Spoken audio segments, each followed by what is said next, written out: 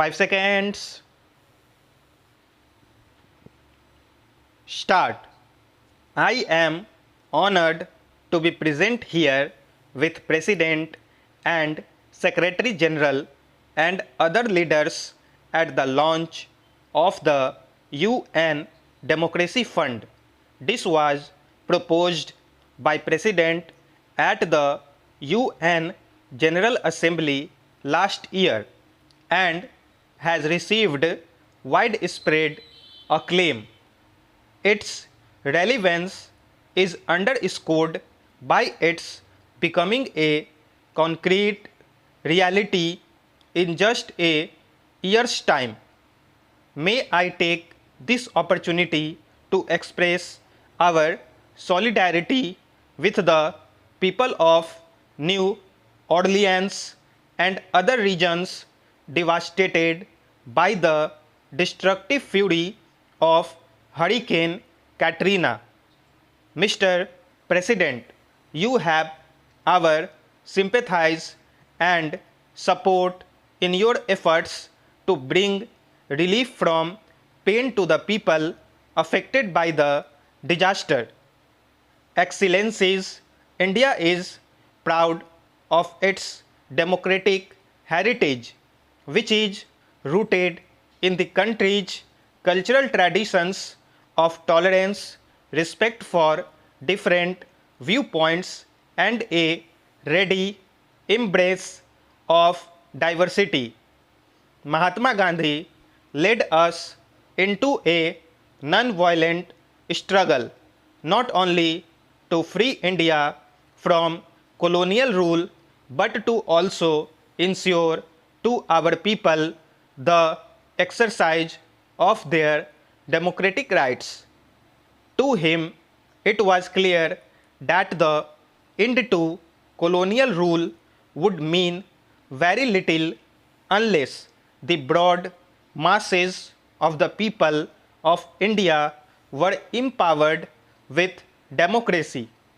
We were also inspired by the ideals of freedom, equality, and justice that were the hallmarks of the great French and American revolutions.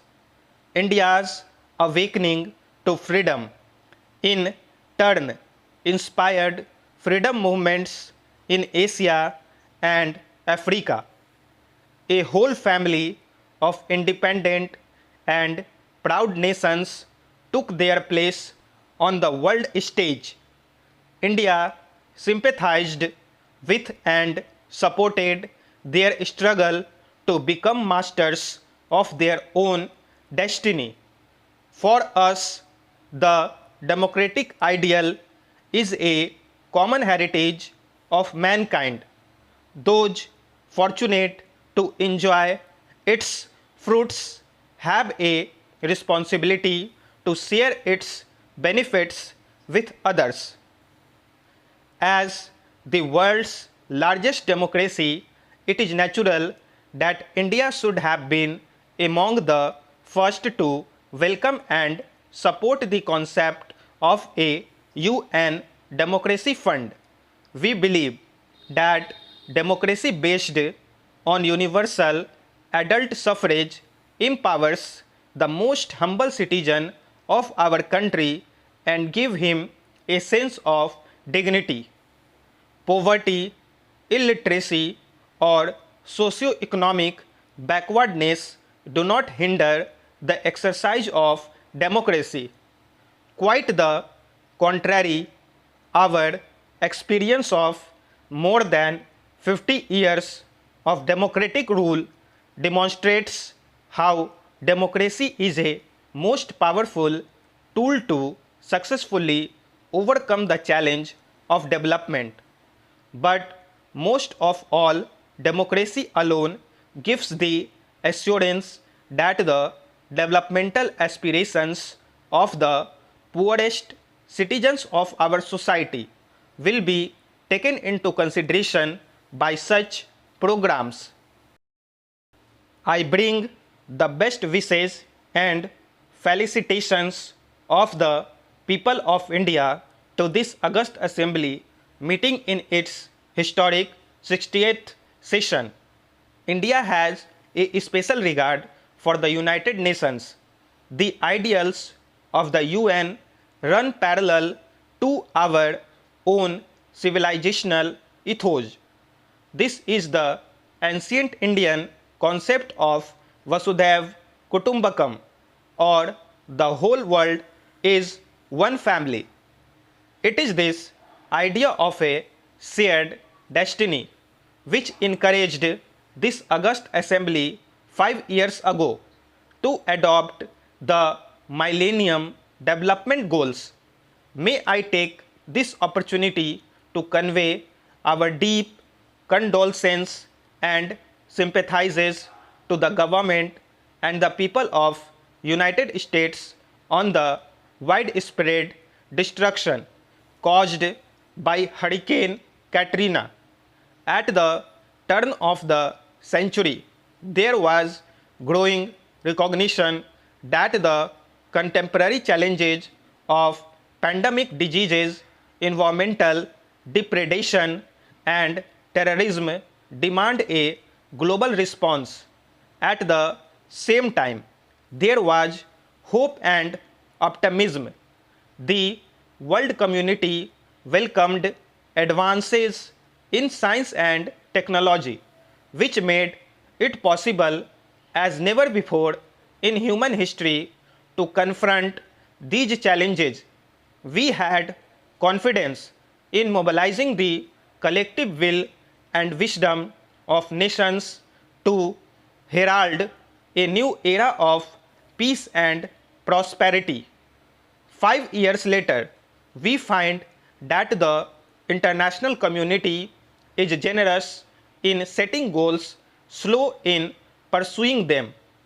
We must therefore make greater efforts to mobilize the needed resources to meet the Millennium Development Goals. This would be a wise investment for the future. Failure will only make our task in the future more difficult and more costly. We in the developing world face a dual challenge: the domestic one of managing political, economic, and social change in an environment of rising expectations and growing disparities, as well as the global challenge of securing an international environment conducive to meeting our developmental aspirations.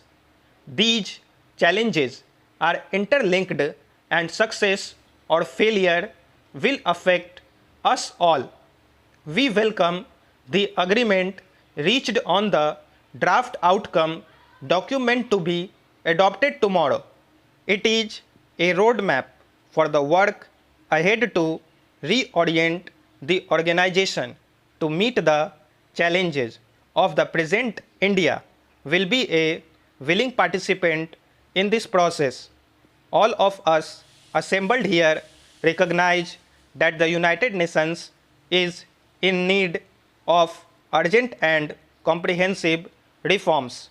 The management of global interdependence requires strong international institutions and a rule-based multilateral system.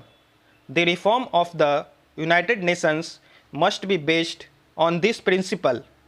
It must include the expansion of the United Nations Security Council in both permanent and non-permanent categories in membership. Unfortunately, the United Nations suffers from a democracy deficit. Its structure and decision-making processes reflect the world of 1945 as such, not the world of year 2015, unless the UN becomes more representative of the contemporary world and more relevant to our concerns.